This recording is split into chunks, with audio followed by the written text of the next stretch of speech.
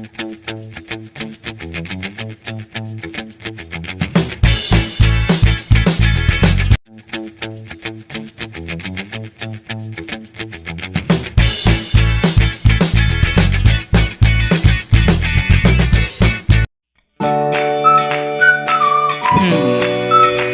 itu apa sih? Hai teman-teman, hari ini kita akan membahas sebuah materi terkecil yang ada di dalam tubuh kita. Materi tersebut terdapat di kulit, mata, rambut, organ, dan lain-lain. Lalu, apa nama materi kecil tersebut? Tentu saja namanya adalah sel.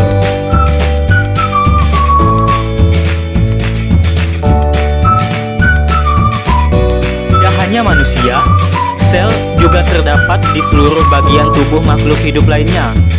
Apakah kalian tahu mengapa sel ada di setiap bagian tubuh makhluk hidup? Untuk mengetahui jawabannya, yuk kita simak definisi sel dan pendapat beberapa ahli.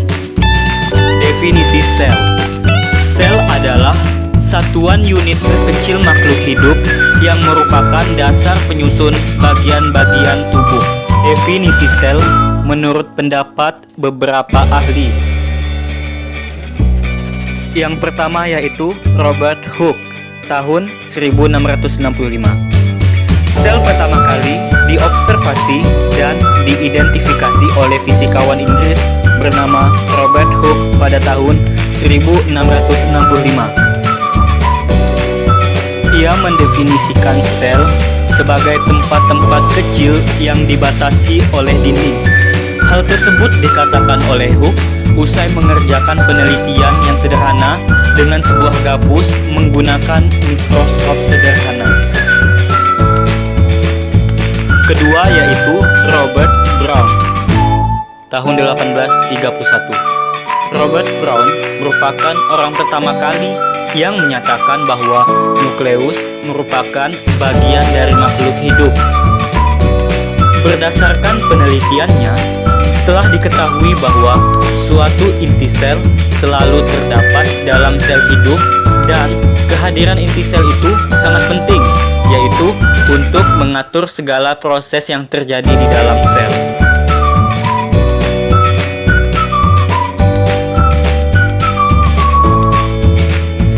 Selanjutnya yang ketiga yaitu Matthias Jacob Schleiden tahun 1838 dan Theodor Schwann tahun 1839.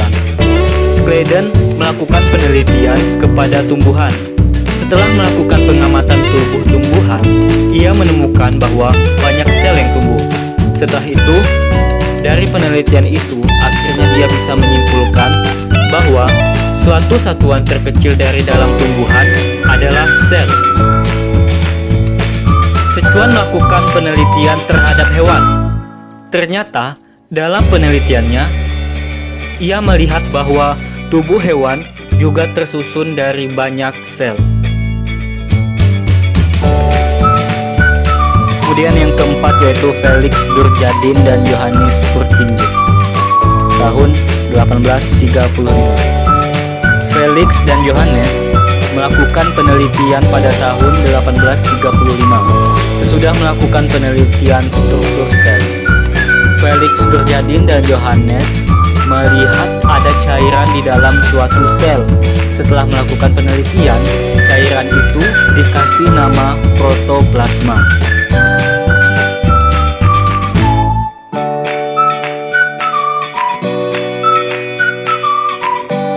Dan pendapat yang terakhir yang kelima dari Max Calzi tahun 1825 sampai 1874. Menurut Max Calzi, ia menyatakan bahwa protoplasma adalah suatu dasar-dasar fisik kehidupan.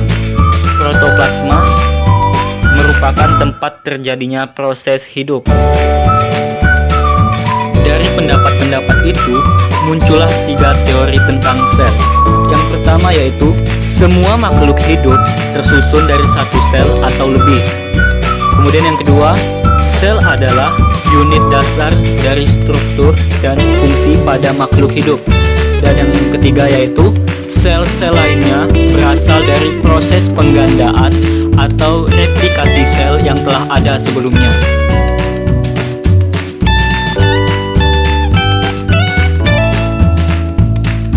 Itulah beberapa definisi mengenai sel. Terima kasih telah menonton.